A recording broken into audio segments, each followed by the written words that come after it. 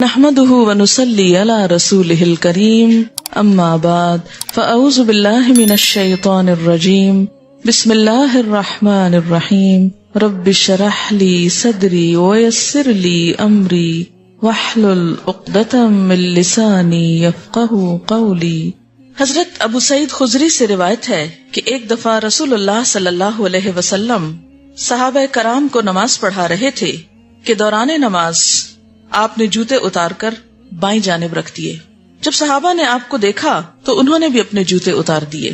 رسول اکرم صلی اللہ علیہ وسلم نے نماز ختم کی تو دریافت فرمایا، تم لوگوں نے اپنے جوتے کیوں اتار دیے؟ صحابہ کرام نے عرض کیا، ہم نے چونکہ آپ کو جوتے اتارتے دیکھا لہٰذا ہم نے بھی اپنے جوتے اتار دیے۔ رسول اللہ صلی اللہ علیہ وسلم نے فرمایا، مجھے تو جبریل علیہ السلام نے آ کر بتایا تھا کہ میرے جوتوں میں غلاظت ہے، یا کہا کہ تکلیف دہ چیز ہے، لہٰذا میں نے اتار دیے۔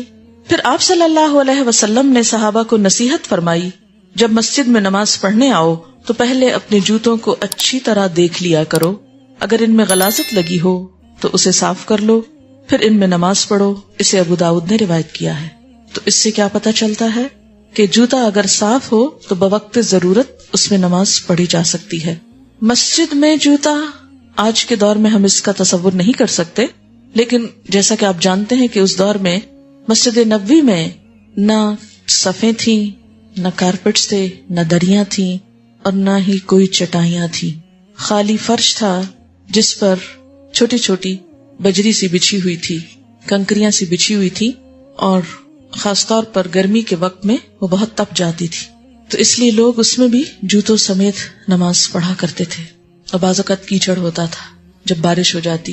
تو اس سے آپ اندازہ لگائیں کہ اگر جذبے ہوں، ایمان ہو، تو جگہوں سے کوئی فرق نہیں پڑتا، انسان بہترین سے بہترین کام بھی کر جاتا ہے، اور جب ایمان کمزور ہو جاتا ہے تو ہر چیز ہی کمزور پڑ جاتی۔ بہرحال آپ صلی اللہ علیہ وسلم نے نماز کی حالت میں جوتے اتارے تھے، اور صحابہ کرام نے جیسے دیکھا، مثلاً آپ چونکہ لیڈ کر رہے تھے پریئر کو، تو جب آپ نے اتارے تو پہلی صف نے اتارے تو پچھلی نے اس کو دیکھ کے، اس کے بعد اس کو دیکھ کر، اور یہ سوچ کر کہ اگر اگلے لوگ کوئی کام کر رہے ہیں تو وہ اسی لیے کر رہے ہیں کہ آگے ہوا ہے، کیونکہ ہر صف دوسرے کو دیکھ کر اپنا ایک طرح سے امام کو فالو کرتی، ڈائریکٹ تو پچھلی صف امام کو نہیں دیکھ سکتی، اور خصوصاً اگر کوئی جوتے اتارنے کا کام ہو رہا ہو تو نیچے پاؤں کے پاس ہوگا تو مشکل ہے۔ تو اس سے آپ اندازہ لگا سکتے ہیں کہ انہوں نے نماز کی حالت میں ایسا کیا تو نہ حکمت جاننے کا وقت تھا، اور نہ ہی کوئی آرگیومنٹ کا، اور نہ ہی اس بات سے کوئی غرض کہ بیچ نماز کے ایسا کیوں ہو رہا ہے۔ انہیں تو غرض صرف اس سے تھی کہ نبی صلی اللہ علیہ وسلم نے ایک کام کیا تو ہمیں بھی کر لینا ہے۔ لیکن ہم لوگوں کا حال کیا ہے کہ دین کے معاملے میں ہر بات پہ جب تک مطمئن نہ ہو آگے نہیں بڑھتے، اور بلکہ مطمئن ہو بھی جائیں تو کوئی تعویل کر کے ٹال دیتے ہیں۔ حیرت کی بات ہے کہ اس کے باوجود حب رسول کے دعوے بہت کرتے ہیں۔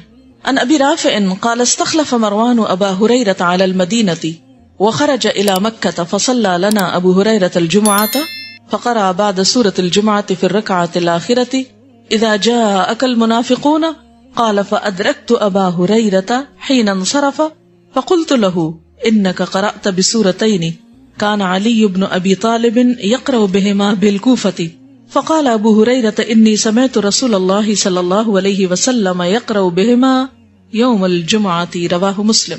حضرت ابو رافع رضی اللہ تعالی عنہ فرماتے ہیں کہ مروان نے حضرت ابو ہریرہ کو مدینہ کا قائم مقام گورنر بنایا اور خود کسی کام سے مکہ چلے گئے۔ اسی دوران حضرت ابو ہریرہ نے جمعہ کی نماز پڑھائی، پہلی رکعت میں سورۃ جمعہ اور دوسری رکعت میں سورۃ منافقون تلاوت کی۔ حضرت ابو رافع کہتے ہیں کہ میں نماز کے بعد حضرت ابو ہریرہ سے ملا اور عرض کیا، آپ نے وہی صورتیں تلاوت فرمائیں جو حضرت علی رضی اللہ تعالیٰ عنہ اپنے عہد خلافت میں کوفہ میں پڑھا کرتے تھے۔ حضرت ابو ہریرہ رضی اللہ تعالیٰ عنہ نے فرمایا، میں نے رسول اللہ صلی اللہ علیہ وسلم کو یہ دونوں صورتیں نماز جمعہ میں پڑھتے سنا ہے، اسی لیے میں نے پڑھی ہیں۔ ادھر حضرت علی رضی اللہ تعالیٰ عنہ کیوں پڑھ رہے تھے؟ اس لیے کہ انہوں نے بھی حضور صلی اللہ علیہ وسلم کو یہ کرتے دیکھا۔ النافع قال سمع ابن عمر مزمارا قال فوضع اصبعيه على اذنيه ونأى عن الطريق وقال لي يا نافع هل تسمع شيئا قال فقلت لا قال فرفع اصبعيه من اذنيه وقال كنت مع النبي صلى الله عليه وسلم فسمع مثل هذا فصنع مثل ذلك قال نافع فكنت اذ ذاك صغيرا رواہ ابو داود صحیح۔ حضرت نافع رحمہ اللہ کہتے ہیں کہ حضرت عبداللہ بن عمر رضی اللہ تعالی عنہما نے بانسری کی آواز سنی تو اپنی دونوں انگلیاں کانوں میں ٹھونس لیں اور راستے کی دوسری سمت کافی دور نکل گئے اور مجھ سے پوچھا اے نافع کیا کچھ سن رہے ہو؟ میں نے عرض کیا نہیں۔ تب انہوں نے اپنی انگلیاں کانوں سے نکالی اور فرمایا میں رسول اللہ صلی اللہ علیہ وسلم کے ساتھ تھا، رسول اللہ صلی اللہ علیہ وسلم نے بنسری کی آواز سنی اور ایسے ہی کیا، یعنی جیسے میں نے کیا۔ تو انہوں نے اپنے عمل کو کس کے تابع کیا؟ حضور صلی اللہ علیہ وسلم کے۔ حضرت نافع نے یہ بھی بتایا کہ اس وقت میں چھوٹی عمر کا لڑکا تھا، یعنی بہت پہلے یہ عمل میں نے دیکھا تھا اور آج اس پر عمل کر رہا ہوں، اور اس کے برعکس ہمارا عمل کیا ہے۔ ان ہلال ابن اساف قال كنا مع سالم ابن عبید فعطس رجل من القوم فقال السلام علیکم فقال سالم وعلیک وعلى امك ثم قال بعد لعلك وجدت مما قلت لك قال لوددت انك لم تذكر امي بخير ولا بالشر قال انما قلت لك كما قال رسول الله صلى الله عليه وسلم انا بينا نحن عند رسول الله اذا عطس رجل من القوم فقال السلام علیکم فقال رسول الله وعليك وعلى امك ثم قال اذا عطس احدكم فليحمد الله قال فذكر بعد المحامد وليقل له من عنده يرحمك الله وليرد يعني عليهم يغفر الله لنا ولكم رواه ابو داود۔ حضرت ہلال بن اساف رضی اللہ عنہ کہتے ہیں کہ ہم سالم بن عبید کے پاس تھے کہ ایک آدمی نے چھینک ماری اور کہا السلام علیکم۔ حضرت سالم نے اس کے جواب میں کہا وعلیک وعلی امک، یعنی تجھ پر اور تیری ماں پر بھی سلام۔ پھر کہا جو میں نے کہا ہے شاید اس پر تجھے ناگواری محسوس ہوئی ہے۔ آدمی نے جواب میں کہا میری خواہش تھی کہ تم میری ماں کا اچھے الفاظ میں تذکرہ کرتے نہ کہ برے الفاظ سے۔ تو حضرت سالم نے کہا سنو میں نے یہ جواب اس لیے دیا کہ ہم نبی صلی اللہ علیہ وسلم کی خدمت میں حاضر تھے کہ ایک آدمی نے چھینک ماری اور السلام علیکم کہا، تو اس کے جواب میں نبی صلی اللہ علیہ وسلم نے بھی یہی جواب دیا تھا وعلیک وعلی امک، لہٰذا میں نے بھی ویسے ہی کہا ہے۔ اور پھر نبی صلی اللہ علیہ وسلم نے اسے بتایا جب چھینک مارو تو الحمدللہ کہو۔ راوی کہتا ہے کہ آپ نے بعض دیگر حمد کے کلمات کا ذکر بھی کیا اور پھر آپ نے فرمایا چھینکنے والے کے پاس جو شخص موجود ہو اسے یرحمک اللہ کہنا چاہیے اور چھینکنے والے کو پھر یغفر اللہ لنا ولکم کہنا چاہیے۔ یہ سنت ہے۔ تو اس سے کیا پتہ چلتا ہے کہ بعض اوقات آپ کی تعلیم دینے کا طریقہ کیا تھا کہ دوسرے کو جھنجھوڑ ڈالتے تھے۔ یعنی ایک شخص نے آپ کی مجلس میں کیا کیا، چھینک مارنے کے بعد السلام علیکم کہا، تو آپ نے اس کو نارمل طریقے سے جواب نہیں دیا بلکہ کیا کہا وعلیک وعلی امک۔ اور ایسا کہنا یعنی ایسے موقع پر ماں کا ذکر کرنا کیا معنی رکھتا تھا کہ جس نے تیری تربیت کی ہے اور تجھے یہ بھی نہیں سکھایا۔ تو ہوتا یہ نا کہ جب انسان کو غلطی کرتا ہے تو فوراً ماں پکڑی جاتی ہے، لیکن آپ نے بہت آسان الفاظ میں سلام کا ایک طرح سے جواب بھی ہے اور ایک تعلیم بھی ہے اور ایک گہرے معنی بھی رکھتا ہے، اور پھر آپ نے اصل طریقہ سکھایا کہ چھینک کے بعد کیا ہو الحمدللہ کہنا چاہیے۔ اب آپ دیکھیے کہ السلام علیکم کا کیا معنی ہے، تم پر سلام ہو، اور الحمدللہ کا معنی ہے سب شکر اللہ کے لیے۔ اب دیکھیے کہ دین میں کتنی سینس ہے۔ آپ کو معلوم ہے کہ جب انسان چھینکتا ہے تو اس وقت کیا ہوتا ہے، چند سیکنڈز کے لیے اس کا ہارٹ جو ہے وہ کام کرنا بند کر دے، ایک طرح سے رک جاتا ہے، اور جب وہ چھینک چکتا ہے تو دوبارہ شروع ہوتا ہے۔ تو اس موقع پہ کیا کہنا چاہیے، الحمدللہ، اللہ کا شکر ہے جس نے دوبارہ ایک طرح سے زندگی دی۔ اور اگر اس موقع پر آپ منع نہ کرتے اور توجہ نہ دلاتے اور سلام کو باقی رہنے دیتے تو آپ دیکھیے کہ آج جب یہ بات پروو ہوئی اور الحمدللہ کا ایک سینس بنتا ہے، حالانکہ السلام علیکم میں بھی ایک لاجک ہے کہ تھوڑی دیر کے لیے میں تم سے غائب ہو گیا اور پھر اب میں تم کو سلام کر رہا ہوں، لیکن یہ سینس اس طرح نہیں جس طرح الحمدللہ میں ہے۔ تو چھوٹے چھوٹے آداب میں بھی، چھوٹی چھوٹی دعاؤں میں بھی اگر وہ طریقہ اختیار کر لیا جائے جو حضور صلی اللہ علیہ وسلم کا ہے تو چھینکنا بھی ایک عبادت ہے، یعنی اس موقع پر بھی انسان کے نیکیوں میں ہی اضافہ ہوتا ہے۔ تو ہر حال پھر ایک عبادت ہو جاتا ہے جب زندگی اس طریقے کے مطابق ہو جو اللہ کے رسول صلی اللہ علیہ وسلم نے سکھائی ہے۔ اور پھر ساتھ یہ بھی بتا دیا گیا کہ کہنے والا الحمدللہ کہے اور جواب دینے والا یرحمک اللہ کہے، اور پھر جب اس کے جواب میں دعا دی جائے تو کیا یغفر اللہ لنا ولکم۔ یعنی یہاں تک کی سنتوں میں من گھڑت طریقے ایجاد نہیں کرنے چاہیے، لیکن ہم نے تو السلام علیکم اور وہ سب بھی چھوڑ کر کیا شروع کر دیا۔ کیا کہتے ہیں چھینکنے کے بعد ایکسکیوز می، اس کا مطلب کیا ہے، مطلب کیا بنتا ہے اس موقع پہ ایکسکیوز می کہنے کا؟ مجھے معاف کر دیجئے کہ میں نے آپ کی تکلیف کا سبب بنا، یہی ہو سکتا ہے نا زیادہ سے زیادہ. لیکن اس میں اور الحمدللہ میں فرق کیا ہے؟ ایکسکیوز می کہنا ایک شیلو چیز ہے، ٹھیک ہے، ایک ادب ہے، ایٹیکیٹ ہے، لیکن وہ معنی نہیں رکھتا جو الحمدللہ میں ہے. اس لیے کہ واقعی اگر یہ بات درست ہے کہ اس وقت چھینکنے کے موقع پر انسان کے کچھ باڈی فنکشنز جو ہیں وہ رک جاتے ہیں اور جو کہ زندگی کے لیے بہت ضروری ہیں، تو دوبارہ ان کے شروع ہونے پر ایکسکیوز می کہنا بس ٹھیک ہے، کہنا ہے، اچھی بات ہے، کہہ لیں، مگر جو واقعی فائدہ دیتا ہے. اچھا، ایک اور بات یہ ہے کہ جب تک ہمارا مزاج نہیں بدلے گا ہم ان چیزوں کو اپریشیٹ بھی نہیں کر سکیں گے. مزاج کیسے بدلے گا؟ جب ہماری سوچ بدلے گی. سوچ کی تبدیلی کیا ہے؟ کہ دنیا نیچے آ جائے اور آخرت اوپر آ جائے، دنیا نمبر 2 ہو جائے اور آخرت نمبر 1 ہو جائے. کیسے نمبر 1 کیسے ہوگی؟ کیونکہ جب الحمدللہ کہیں گے تو آپ کو پتا ہے کہ ایک دفعہ الحمدللہ کہنا کیا ہے؟ یملأ المیزان، میزان بھر دیتا ہے. اس وقت ایک نئی زندگی کا ملنا اللہ کی نعمت ہے، شکر ہے کہ ہر چیز پھر اپنا کام کرنے لگی اور اللہ تعالیٰ کی رضا حاصل ہوتی ہے، سنت کی پیروی ہوتی. بیک وقت کتنے نیک کام ہو گئے، اللہ کا ذکر ہوا، شکر کے کلمات. شکر کرنے والوں کو اللہ تعالیٰ کا وعدہ کیا ہے؟ اور دوں گا اور نعمتیں دوں گا. الحمدللہ کہنا اتنی بھاری نیکی کی میزان بھر دیتا ہے. یہ موقع بھی عبادت کا موقع بن گیا. اور اس کے علاوہ اور کیا ہوا؟ آخرت میں یہ ساری چیزیں فائدہ مند ہوئیں. اس کے برعکس جب تک دنیا ہماری پرائرٹی ہے تو ہمیں مزہ کس میں آئے گا؟ ایکسکیوز می میں. ہم اس کو پریفر کریں گے اور اس پہ فخر کریں گے اور اس کو بہت کانفیڈنٹلی کہیں گے، اور الحمدللہ کہنے میں ہم کو شرم آتی رہے گی. کہیں گے بھی تو دل میں آہستہ سے کہ کسی نے سن لیا تو کہیں دیکھا ملانی ہو گئی. اب چھینک پہ بھی الحمدللہ کہا جا رہا ہے. تو آپ دیکھیں کہ ہمیں کب تک شرم آتی رہے گی لوگوں سے؟ جب تک دنیا ہماری پرائرٹی رہے گی. جب آخرت ہو جائے گی اور آخرت کے معاملے میں تھوڑے سے ہم سمجھدار ہو جائیں گے، آخرت کے فائدے ڈھونڈنے لگیں گے، تو ہمیں کہیں بھی شرم نہیں آئے گی. ہم لوگوں کی خاطر اپنا نقصان کریں، اپنی آخرت برباد کریں؟ نہیں، ہمیں تو ایک ایک منٹ سے فائدہ اٹھانا ہے. دنیا کے لیے کام کرنے والے ایک ایک منٹ کو قیمتی سمجھتے ہیں. آپ کو پتا ہے کہ ٹیلی ویژن پر چند سیکنڈز کا اشتہار کتنے پیسے یہ جو پرائم ٹائم پہ ایڈ آتی ہے اس میں 10 سیکنڈ 15 سیکنڈ کے لیے تھاؤزینڈز میں آتا ہے اشتہار. تو اتنا قیمتی ہے 10 سیکنڈز، اتنے قیمتی ہیں اس اسکرین پر.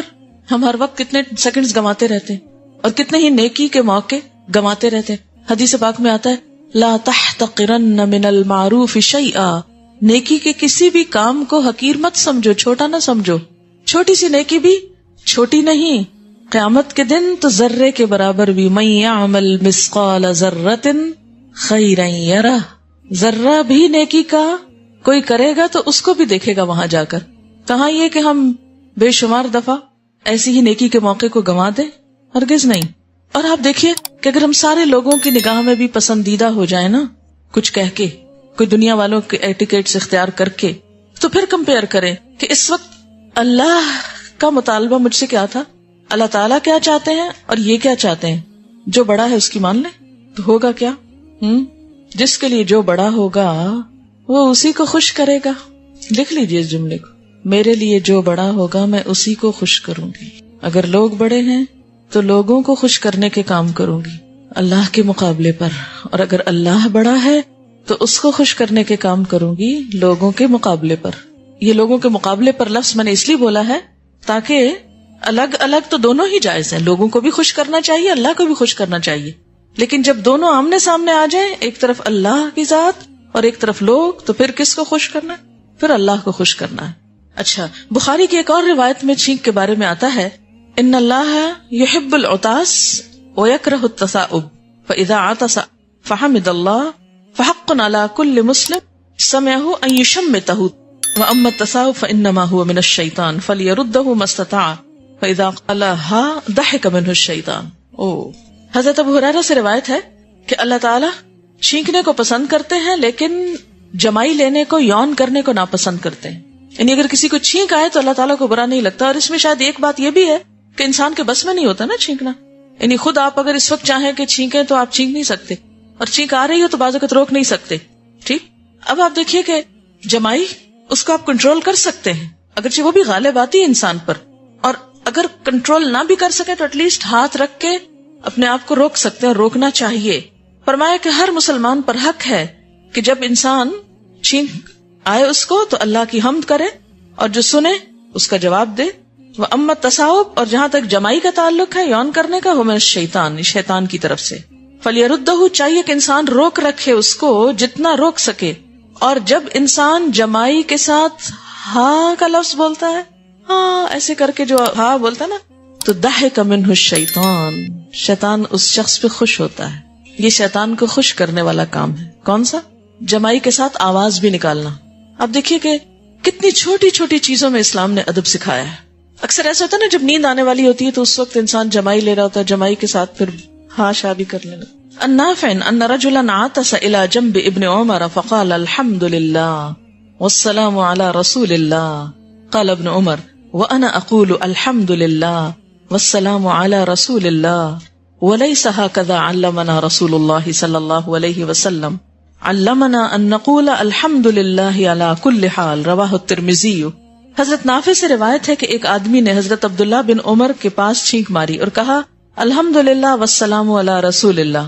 حضرت عبداللہ بن عمر نے فرمایا الحمدللہ والسلام علی رسول اللہ تو میں بھی کہتا ہوں، یعنی اس کے کہنے میں کوئی گناہ کی بات نہیں، لیکن رسول اللہ صلی اللہ علیہ وسلم نے ہمیں یوں سکھایا ہے، یعنی چھینکنے کے بعد، کہ ہم الحمدللہ علی کل حال کہیں. لہٰذا جو سنت کا طریقہ وہی کرو. یعنی اگر ویسے کوئی شخص یہ کہتا ہے خطبے میں الحمدللہ والسلام علی رسول اللہ تو کوئی حرج نہیں کہ موقع ہے کہنے کا، لیکن چھینکنے کے بعد یہ موقع نہیں.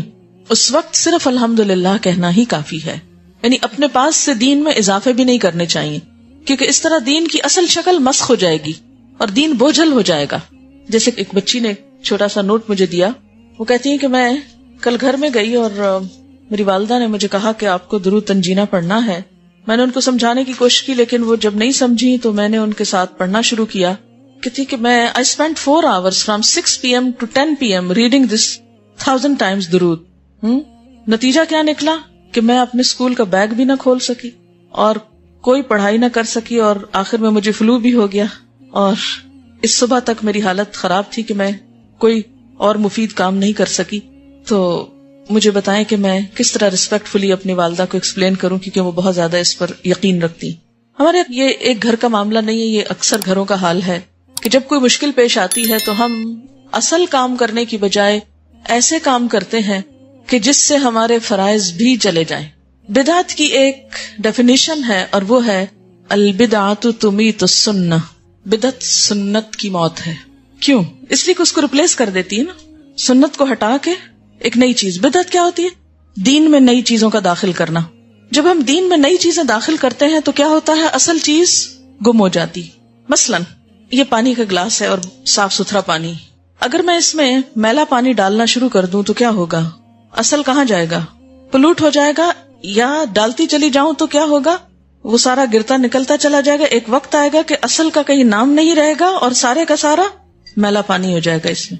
اب آپ دیکھیے کہ نبی صلی اللہ علیہ وسلم کا طریقہ کیا تھا جب کوئی مشکل پیش آتی تھی؟ نماز. قرآن نے کیا کہا ہے؟ وَاسْتَعِینُوا بِالصَّبْرِ وَالصَّلَاةِ. قرآن کی آیت ہے وَأْمُرْ أَهْلَكَ بِالصَّلَاةِ وَاصْطَبِرْ عَلَيْهَا.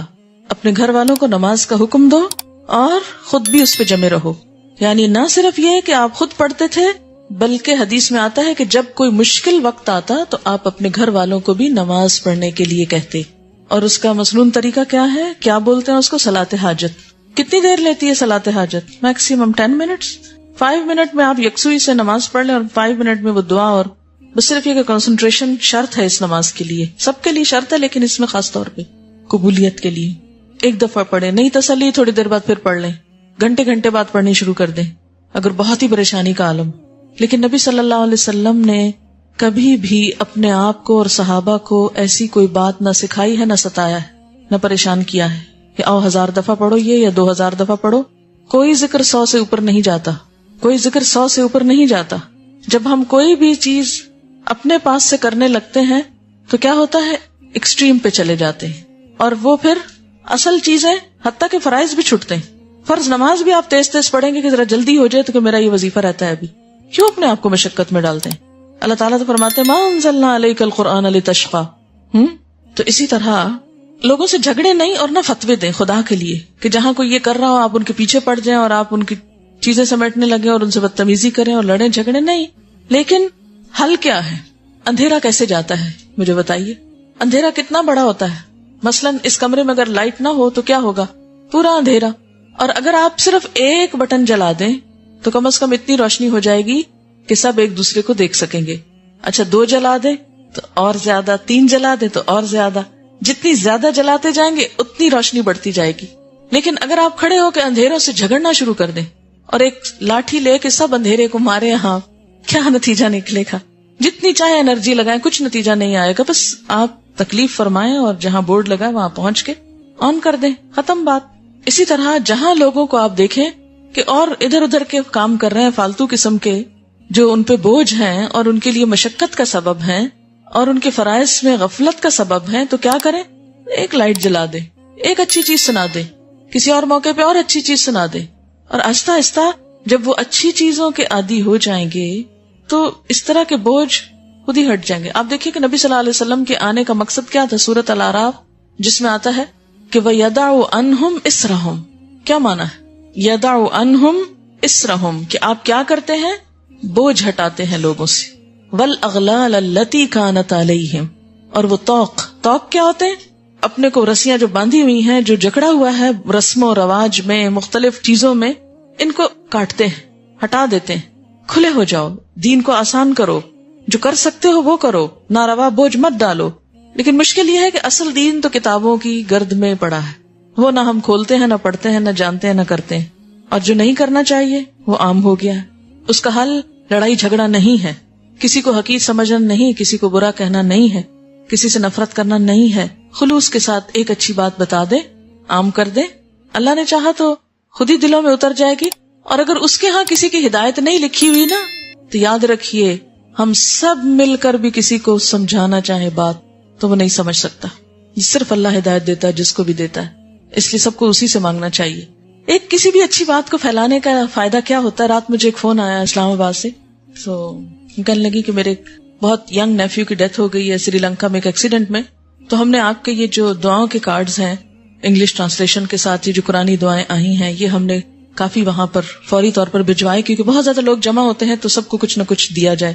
تو کہتی ہیں کہ اس میں بہت سے نان مسلمز بھی تھے اور انہیں یہ دعائیں اتنی پسند آئی ہیں اور انہوں نے بہت خوشی سے لی اور یہ کہا کہ ہم ان کو پڑھیں گے, کیونکہ دعا تو دعا ہے نا, اور دعاؤں کے الفاظ بھی بہت اچھے ہیں. جو قرآن کی بھی دعائیں, قرآنی دعائیں ہیں, آپ کبھی غور کیجئے تو بہت عمدہ ہے. تو وہ کہنے لگی کہ میں آپ کو خاص طور پہ مبارکباد دینے لگی کہ آپ نے بہت اچھا کام کیا ہے اور اس کا فائدہ صرف مسلمانوں کو نہیں نان مسلمز کو بھی ہوگا. بس ایک کام کیجیے کہ جہاں آپ نے ریفرنس دیے ہیں صرف عربی میں دیے ہیں, ان کو انگلش میں بھی ریفرنس دے دیں تاکہ وہ پھر اس بہانے قرآن تک جائیں. یعنی یہ ایک رستہ کھل جائے گا کہ وہ اس دعا کی اوریجنل وہاں جا کے دیکھیں گے, جب دیکھیں گے تو آگے پیچھے کچھ اور بھی پڑھ لیں گے. کہ کہتے ہیں کہ یہ بھی انہوں نے ہی ہم سے کہا کہ یہ ریفرنس جو ہے اگر انگریزی میں ہوتا تو ہمیں زیادہ ہی فائدہ ہوتا. تو کوئی ایک اچھی بات, اب ہم نے تو اس نیت سے نہیں بنائے تھے کہ وہ وہاں چلے جائیں اور وہاں کوئی پڑھ لے, لیکن جب ایک اچھی بات کوئی کرتا ہے تو پتہ نہیں چلتا کہ وہ کہاں سے کہاں پہنچ جاتی. عن زید بن اسلم عن ابیہ ان عمر بن الخطاب رضی اللہ عنہ قال للرکن اما واللہ انی لأعلم انک حجر لا تضر ولا تنفع ولولا انی رأیت النبی صلی اللہ علیہ وسلم استلمک ما استلمتک فاستلمه ثم قال فما لنا وللرمل انما كنا رأينا به المشركين وقد اهلكهم الله ثم قال شيء صنعه النبي صلى الله عليه وسلم فلا نحب ان نتركه متفق عليه. حضرت زید بن اسلم اپنے باپ سے روایت کرتے ہیں کہ حضرت عمر بن خطاب نے حجر اسود کو مخاطب کر کے کہا, واللہ یعنی اللہ کی قسم, میں جانتا ہوں تو ایک پتھر ہے, نہ نقصان پہنچا سکتا ہے نہ نفع دے سکتا ہے. اگر میں نے نبی اکرم صلی اللہ علیہ وسلم کو استلام یعنی حجر اسود کو ہاتھ لگا کر بوسہ دینا کرتے نہ دیکھا ہوتا. استلام کیا کہتے ہیں؟ حجر اسود کو ہاتھ لگا کے بوسہ دینا. ایک ہوتا ہے خود چومنا اور ایک ہوتا ہے ہاتھ سے ٹچ کرنا, جیسے دور سے گزر رہے ہیں, خود نہیں پہنچ سکتے, ہاتھ لگا یعنی اشارہ ایک طرح سے کر کے گزر جانا طواف کی ابتدا میں. تو تجھے کبھی نہ چومتا. پھر فرمایا اب ہمیں رمل کرنے کی کیا ضرورت ہے. رمل تیز دوڑنے کو کہتے ہیں طواف کے دوران. تیز تیز چلنے کو. رمل تو مشرکوں کو دکھانے کے لیے تھا. اس کا کچھ قصہ معلوم ہے کہ مشرکوں کو کیا دکھانے کے لیے تھا؟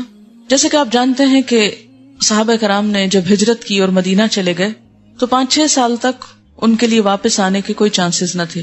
پھر اس سال عمرے کے لیے آئے جب اللہ تعالیٰ نے حضور صلی اللہ علیہ وسلم کو خواب میں دکھایا، لیکن عمرہ نہ کر سکے. صلح حدیبیہ ہوئی اور عمرے کے بغیر واپس لوٹ گئے. پھر اگلے سال میں صحابہ کرام اور حضور صلی اللہ علیہ وسلم نے آ کر عمرہ کیا.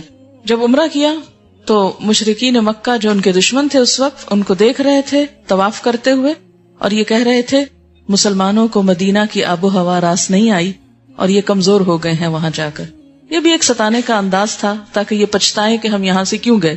بہرحال اس پر آپ صلی اللہ علیہ وسلم نے کیا فرمایا کہ تم طواف میں تیز چلو تاکہ ان کو احساس ہو کہ ہم کمزور نہیں پڑے اور مدینہ کی آب و ہوا نے ہم کو نقصان نہیں پہنچایا.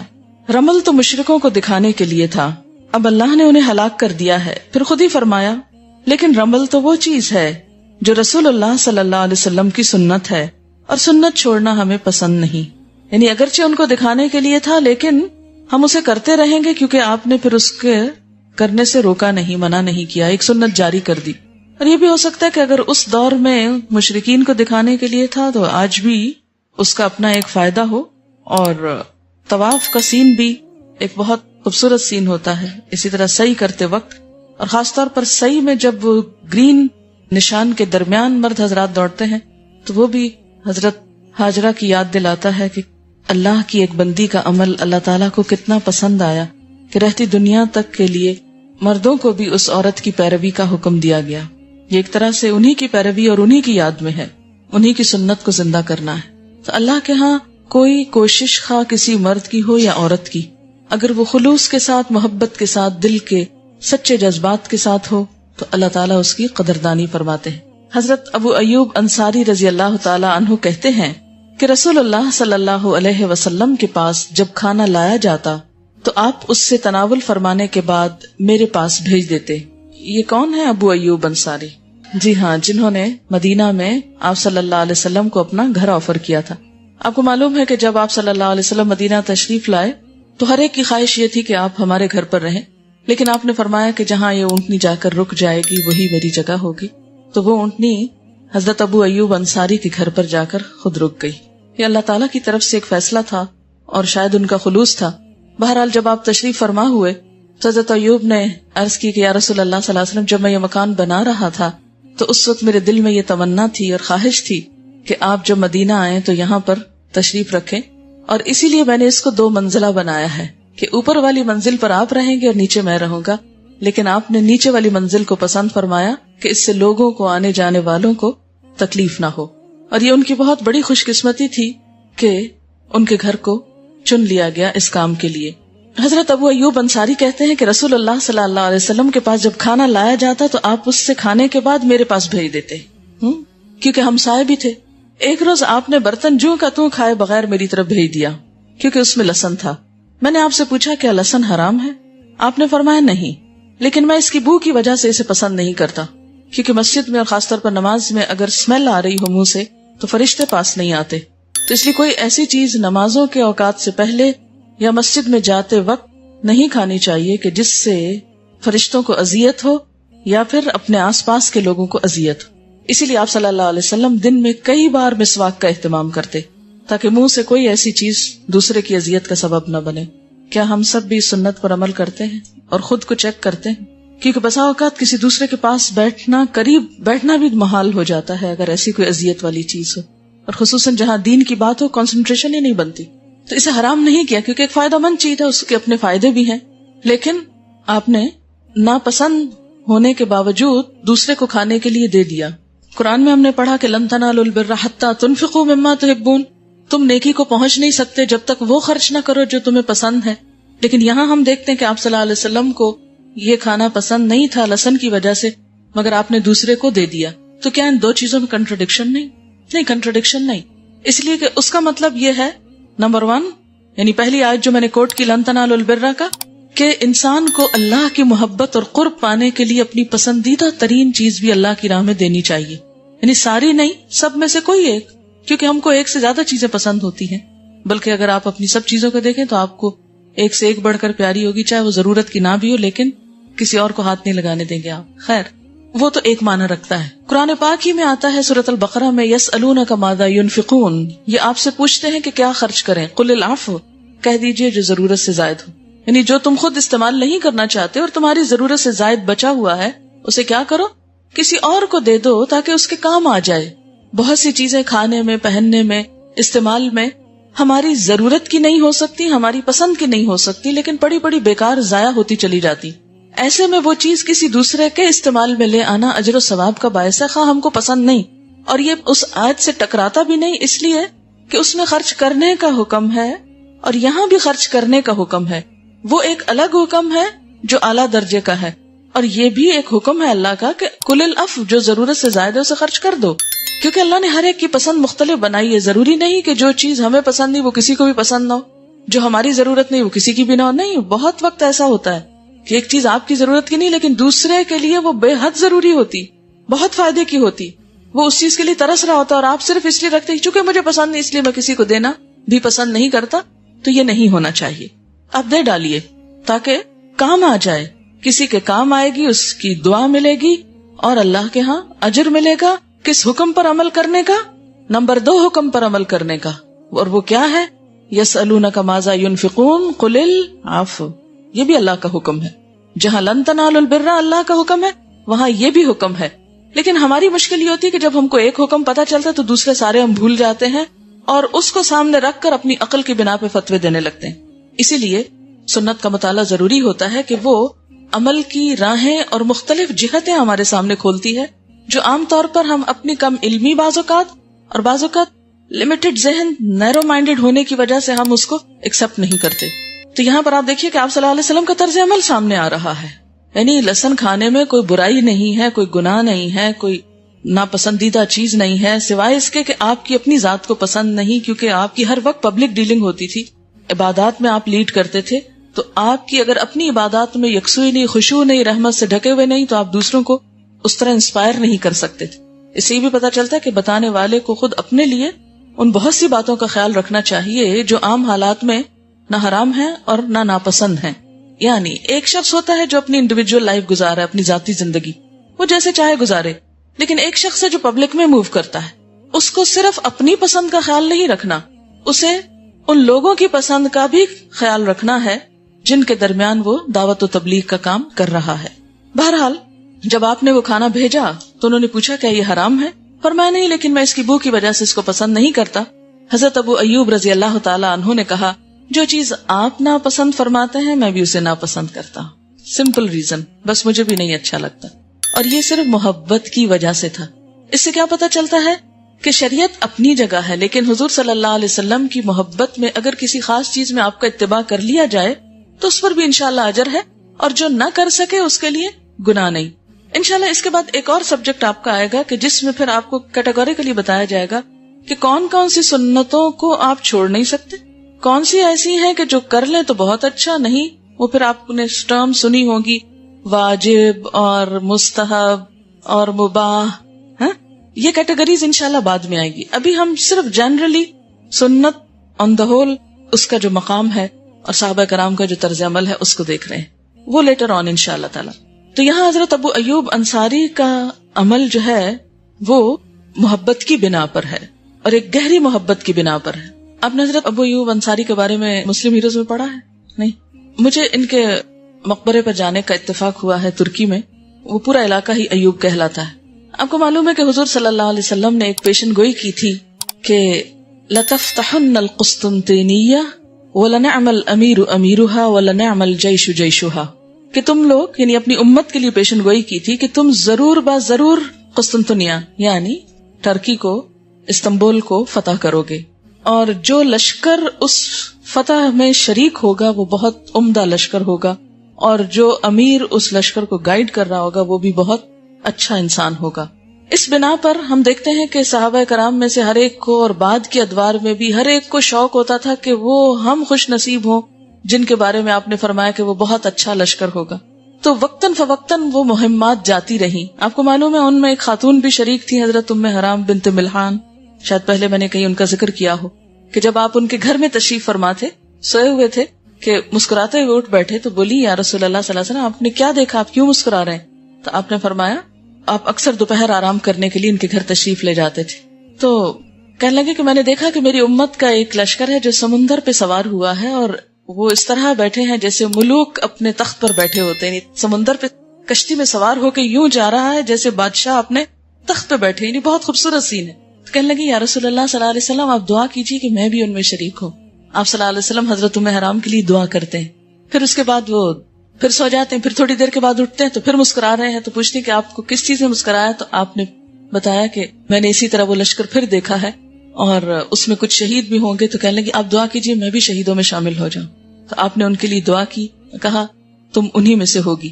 تو جب اس طرف کی مہم کے لیے ایک لشکر جا رہا تھا تو ام حرام اس میں شریک تھی.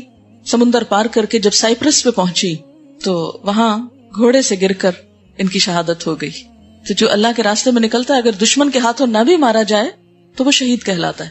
تو اب بھی سائپرس میں ان کی قبر موجود ہے اور لوگ وہاں جاتے ہیں.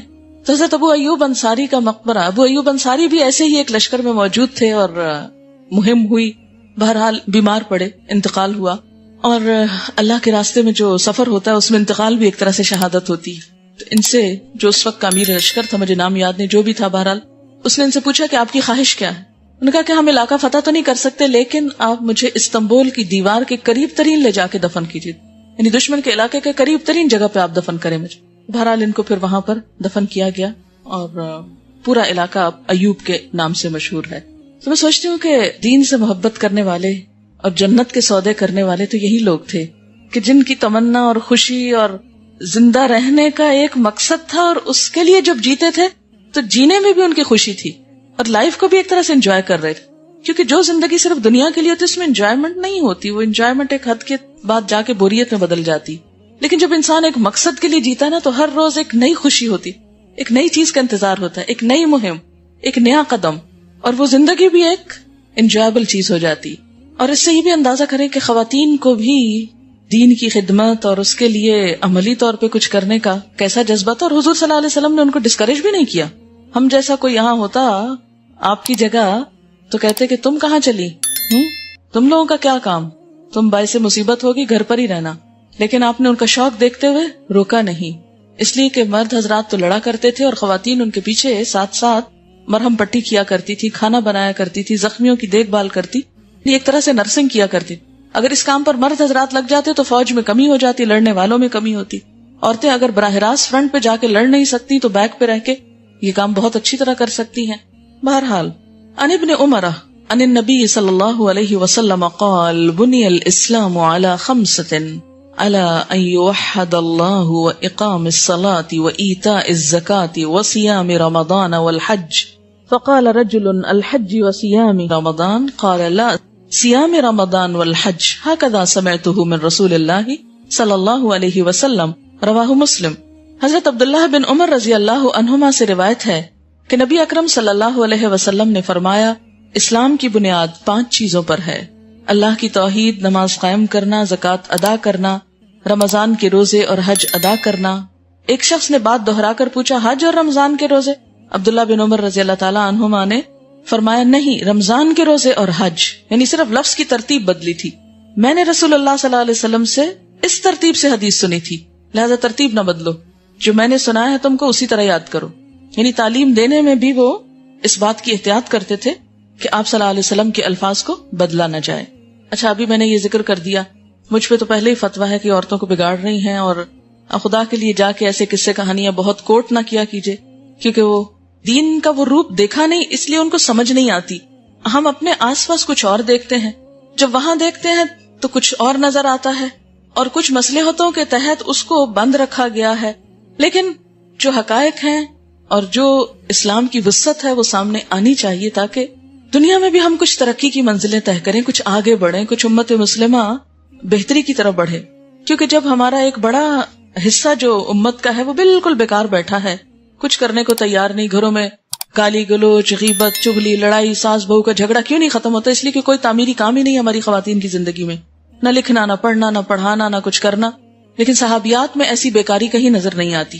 تو جب تک ہم عورت کو ایک، یعنی ٹھیک ہے عورت اگر گھر بھی بیٹھی ہے تو ایک پازیٹیو اور کریٹو کام کرتی چلی جاتی اپنے بیچ کے اوقات میں جو بھی اس کی فراغت ہے، کیونکہ چاہے وہ ماں ہے، بیوی ہے، سب ہے، لیکن وہ ایک انسان بھی ہے، ہیومن بینگ بھی ہے. اللہ نے اس کو ذہن، دل، دماغ بھی دیا ہے، اور اس کے استعمال اور اس کا کچھ آؤٹ لیٹ بھی ہونا چاہیے. اور پازیٹیو قسم کی ایکٹیویٹیز جو ہیں وہ ہمیشہ معاشرے کی بہتری کا سبب بنتی. چلیے ایک مثال اور کوٹ کر دیتی ہوں. کیا آپ کے علم میں یہ ہے کہ حضرت نفیسہ جو تھی، حضرت علی کی پوتی، وہ امام شافعی کی استاد تھی؟ امام شافعی کا نام تو بہت سنا آپ نے، لیکن یہ بات کبھی نہیں سنی ہوگی. اور اگر آپ کسی کو جا کے بتائیں گے تو وہ ماننے کو تیار نہیں ہوگا، کیونکہ ہم اس بات کا تصور نہیں کر سکتے.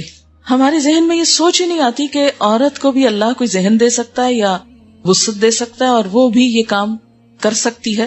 اور معلمی کے پیشے میں، یعنی تعلیم کے پیشے میں عورت سے بڑھ کر پوٹینشیل عام طور پر مردوں میں وہ پیشنس نہیں ہوتا جو خواتین میں ہوتا ہے. ٹھیک ہے، مردوں میں بھی تعلیم کا کام رہا ہے اور انبیاء مرد ہی رہے ہیں جو تعلیم دیتے رہے ہیں، لیکن ماں کے اندر بطور خاص یہ چیز ودیت کر دی گئی ہے. اس لیے ہر ماں ایک معلم بھی ہے اور ہر ماں کچھ نہ کچھ سکھا سکتی ہے.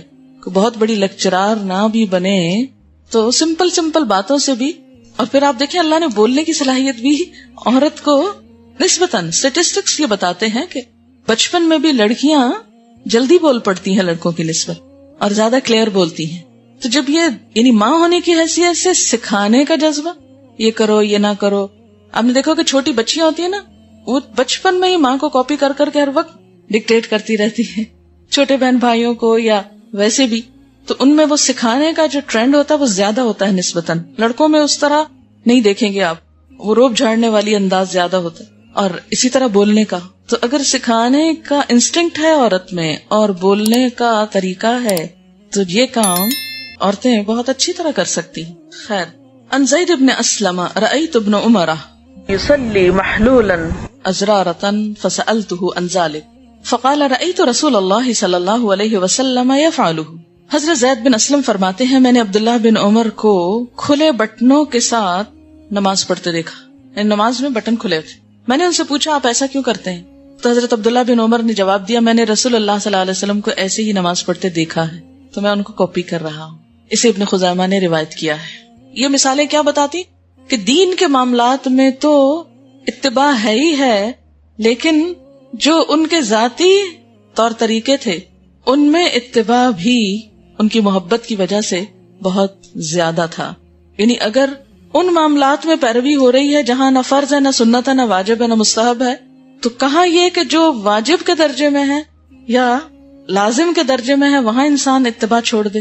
لیکن اگر ہم اپنی گزشتہ زندگیوں کو دیکھیں تو ایمانداری سے بتائیں کہ ہم نے سیرت پہ کتنا پڑھا ہے، کیا جانتے ہیں ہم اس پسندیدہ ترین ہستی کو جو اللہ کی پسندیدہ ترین ہے. ہم نے بہت زیادہ اس کا شور تو کیا کہ آپ اللہ کے محبوب ہیں اور اللہ کے پیارے ہیں، لیکن کبھی غور نہیں کیا کہ ہم کو بھی پیارا بننے کے لیے آپ کی کاپی کرنا ہے. اور پھر آپ دیکھیے کہ یہ جو بات ہے نا کہ عقیدے میں بھی، فزیولوجی کے علاوہ عقیدے میں، تو ہمیں حضور صلی اللہ علیہ وسلم کا اتباع ان کے ہر اسپیکٹ میں کرنا ہے، عقیدہ، عبادات. کیونکہ آپ صلی اللہ علیہ وسلم فرماتے ہیں خذوا انی مناسککم. حج کے موقع پہ کیا فرمایا کہ مجھ سے حج کے طریقے سیکھو. وضو کرتے وقت کیا فرمایا کہ جس نے میری طرح وضو کیا اس نے درست وضو کیا، اور جو اس سے آگے بڑھا، یعنی 3 دفعہ دھونے کے بجائے 5-7 دفعہ دھو رہے ہیں کہ ہم زیادہ پاک ہو جائیں، فرمایا فقد اساء وظلم، اس نے برا کیا اور ظلم کیا. اور پھر ہمیں حکم دیا گیا کہ آپ سے آگے نہ بڑھو کیونکہ آگے بڑھنے میں بھی نقصان ہے. اچھا، اسی طرح آپ نے کیا فرمایا صلو کما رأیتمونی اصلی، نماز ایسے پڑھو جیسے مجھے دیکھتے ہو کہ میں پڑھتا ہوں. پھر اسی طرح ہم عام لوگوں میں بھی دیکھتے ہیں. مجھے اس موقع پہ یاد آ رہا تھا، ایک فرینچ رائٹر ہے والٹائر، اس نے اپنے ادب کی تخلیق کے لیے، اور ادب یعنی فرینچ رائٹر تھا لیکن الف لیلہ و لیلہ، الف لیلہ جس کو آپ بولتے ہیں، عربی کی داستانیں ہیں، 1000 داستانیں، 1000 رات 1000 کہانیاں، تخیلاتی کہانیاں ہیں. لیکن کہتے ہیں کہ یہ اس کی بنیاد کچھ یوں ہے، قصہ کچھ یوں ہے کہ ایک بادشاہ نے شادی کی اور جس عورت سے شادی کی اس نے اس کو دھوکہ دیا، تو اس نے الٹیمیٹلی اس کو مروا دیا.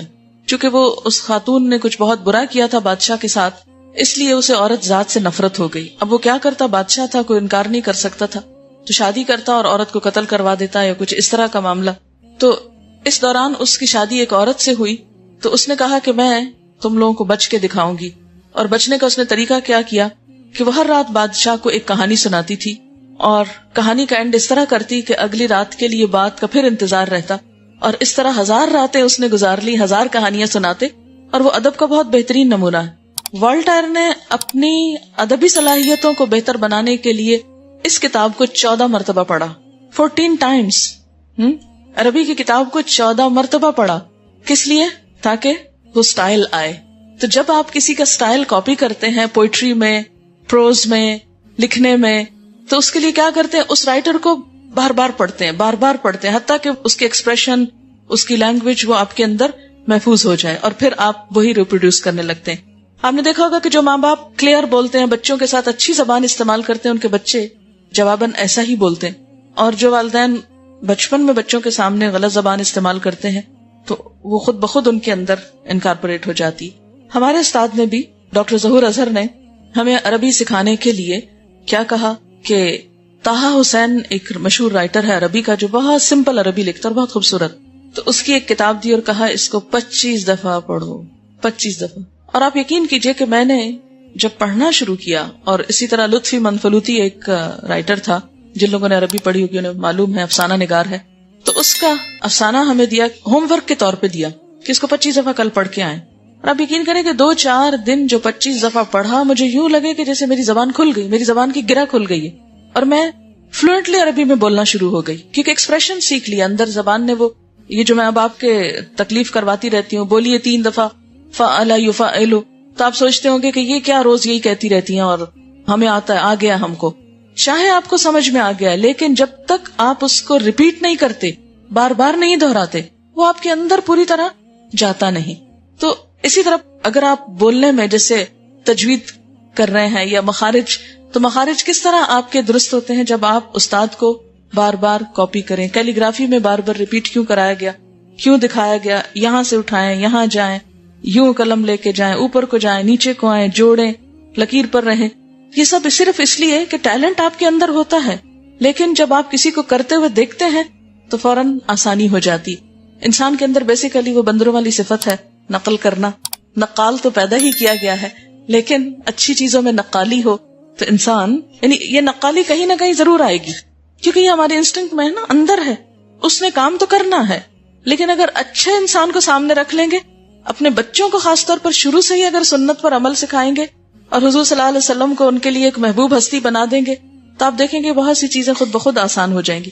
شاید آپ کے علم میں ہو کہ آپ صلی اللہ علیہ وسلم کے کھانا کھانے کا طریقہ جو تھا، اس میں جو بیٹھنے کا انداز تھا، وہ انداز سائنٹیفکلی اپروو ہوا ہے کہ اگر کوئی شخص اس طریقے پر بیٹھ کر کھائے تو نہ بیمار ہوتا ہے اور نہ ہی اس کا وزن بڑھتا ہے۔ لیکن ہمیں بچپن میں ایسی کوئی چیزیں بتائی ہی نہیں گئی اور عادت ہی نہیں ہوئی، اب بڑے ہو کر ان عادتوں کو اختیار کرنا اور اس طریقے پر بیٹھنا اب ایک عذاب ہو گیا۔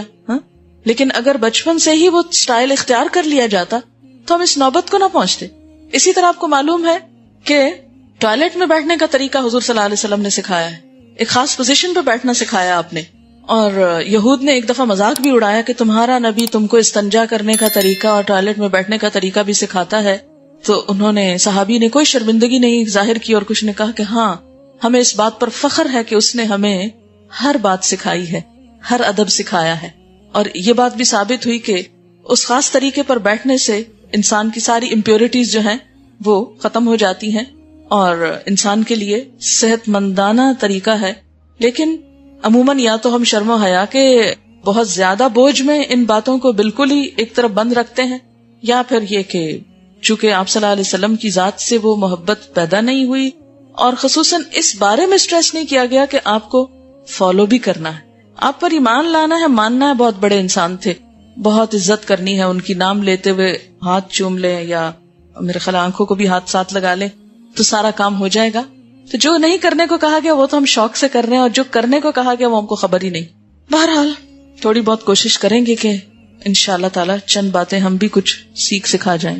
اس بات میں کسی کو شک ہی نہیں کہ آپ کامیاب ترین انسان تھے، یہ دوست بھی مانتا ہے، دشمن بھی مانتا ہے نا۔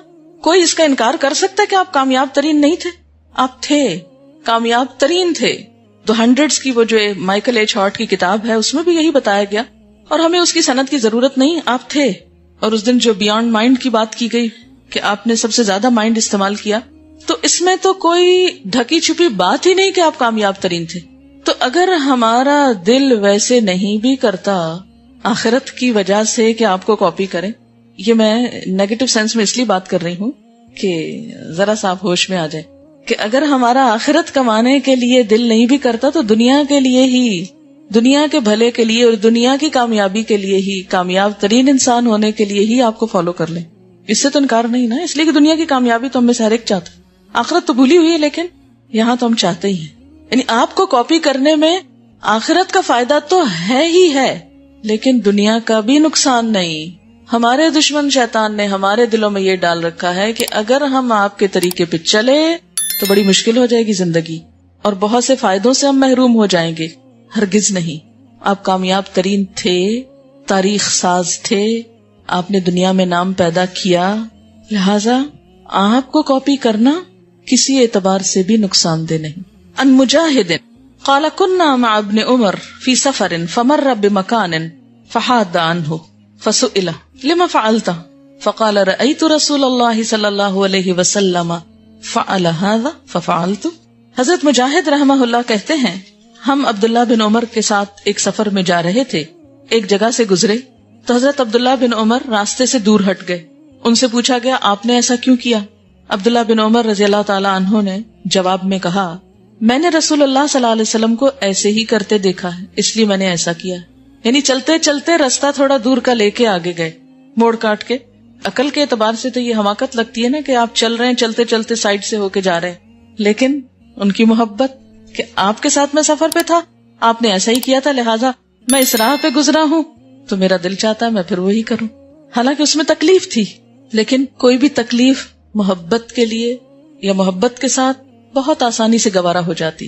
ان انس بن سیرین قال كنت مع ابن عمر بعرفات فلما كان حين راح رحت معه حتى اتى الامام فصلى معه الاولى والعصر ثم وقف معه وانا واصحاب لي حتى افاض الامام فافضنا معه حتى انتهينا الى المضيق دون المأزمين فاناخ وانخنا ونحن نحسب انه يريد ان يصلي فقال غلامه الذي يمسك راحلته انه ليس يريد الصلاة ولكنه ذكر ان النبي صلى الله عليه وسلم لما انتهى الى هذا المكان قضى حاجته فهو يحب ان يقضي حاجته. رواه احمد.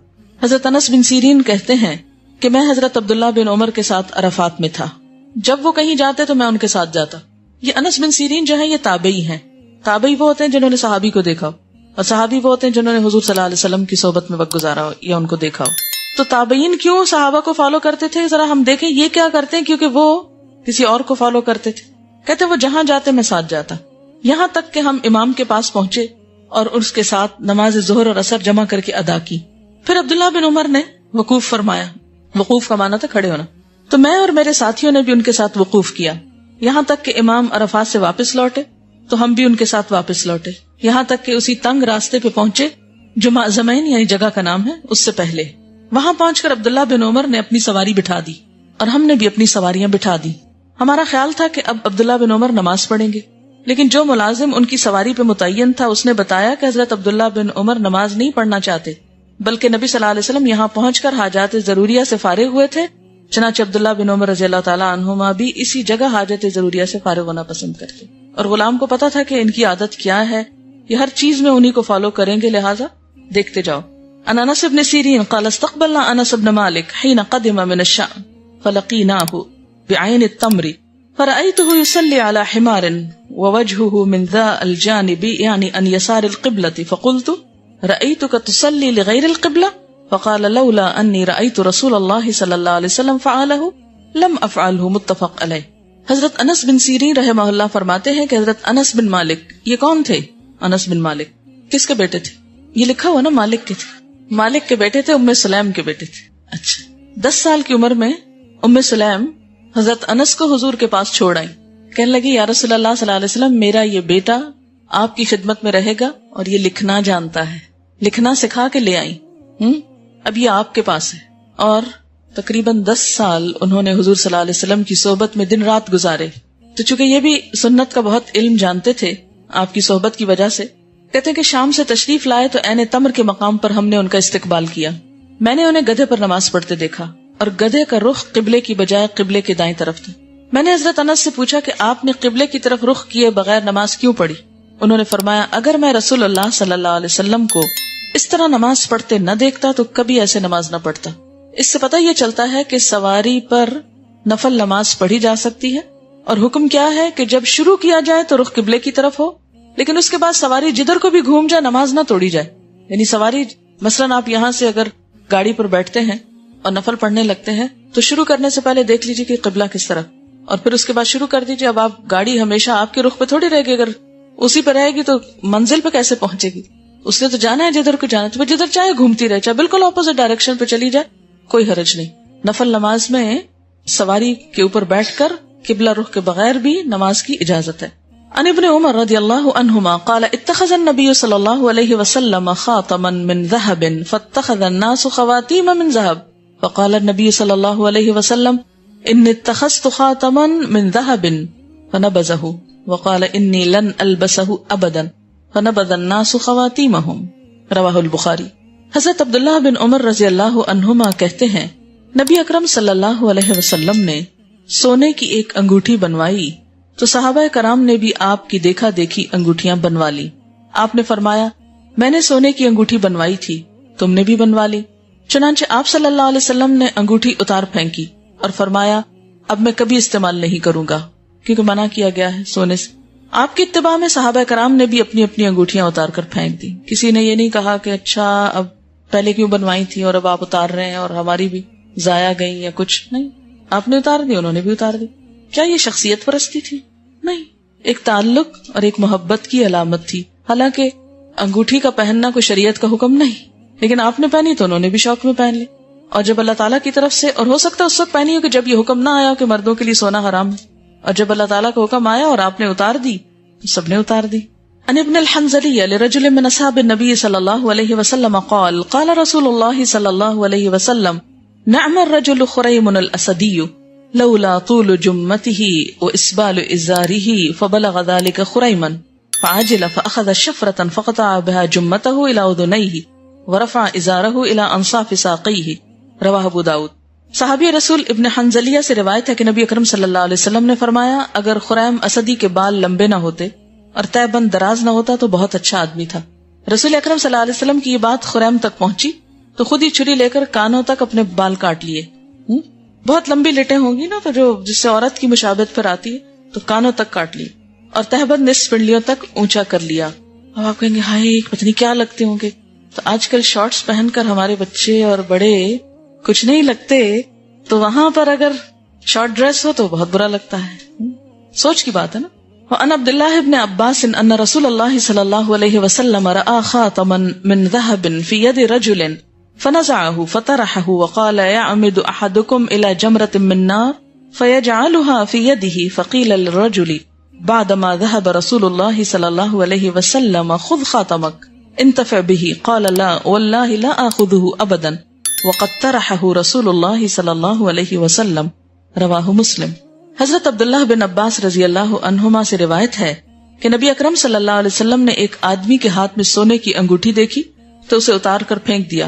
معلوم ہوتا ہے کہ حکم آ چکا تھا مردوں کے لیے سونے کی حرمت کا، اور فرمایا تم میں سے کوئی سونے کی انگوٹھی پہن کر گویا آگ کے انگارے کا ارادہ کرتا ہے، یعنی مرد کے لیے سونے کی انگوٹھی پہننا ایسے ہی جیسے آگ کا انگارہ۔ نبی صلی اللہ علیہ وسلم کے تشریف لے جانے کے بعد اس آدمی سے کہا گیا انگوٹھی اٹھا لو اور اس سے کوئی دوسرا فائدہ حاصل کر لو، یعنی کسی کو دے دو یا بیچ لو۔ صحابی نے کہا اللہ کی قسم جس انگوٹھی کو رسول اللہ صلی اللہ علیہ وسلم نے پھینک دیا ہے اسے کبھی نہیں اٹھاؤں گا۔ سونے تک کی چیز کو بس پھینک دیا تو پھینک دیا، اور یہ بات بھی محبت کے بغیر نہیں ہو سکتی۔ ہم جیسا کو ہو تو غصہ کرے کہ اچھا آپ مجھے ویسے ہی منع کر دیتے، لیکن اس سے صحابہ کرام کی ڈیڈیکیشن اور وہ جو ایک خاص تعلق تھا کہ آپ اتار کے پھینکیں یا پہنائیں یا کچھ کریں، اس سب کو ایک اچھے معنی میں اور اپنے فائدے میں لیتے تھے، اس لیے اس کو مائنڈ نہیں کرتے تھے، نہ نرمی کو اور نہ سختی کو، دونوں کو ایک طرح سے برابر ہی لیا۔ عن جابر قال لما استوى رسول الله صلى الله عليه وسلم يوم الجمعة قال اجلسوا فسمع ذلك ابن مسعود فجلس على باب المسجد فرآه رسول الله صلى الله عليه وسلم فقال تعال يا عبد الله ابن مسعود رواه ابو داود۔ حضرت جابر رضی اللہ عنہ سے روایت ہے کہ ایک مرتبہ جمعہ کے دن رسول اللہ صلی اللہ علیہ وسلم خطبہ دینے کے لیے ممبر پر تشریف لائے تو فرمایا لوگو بیٹھ جاؤ، اجلسو۔ حضرت عبداللہ بن مسعود نے سنا تو مسجد کے دروازے پہ ہی بیٹھ گئے، یعنی جہاں سنا تھا وہیں بیٹھ گئے۔ رسول اللہ صلی اللہ علیہ وسلم نے دیکھا تو فرمایا عبداللہ مسجد کے اندر آ کے بیٹھو۔ اسے ابو داؤد نے روایت کیا ہے۔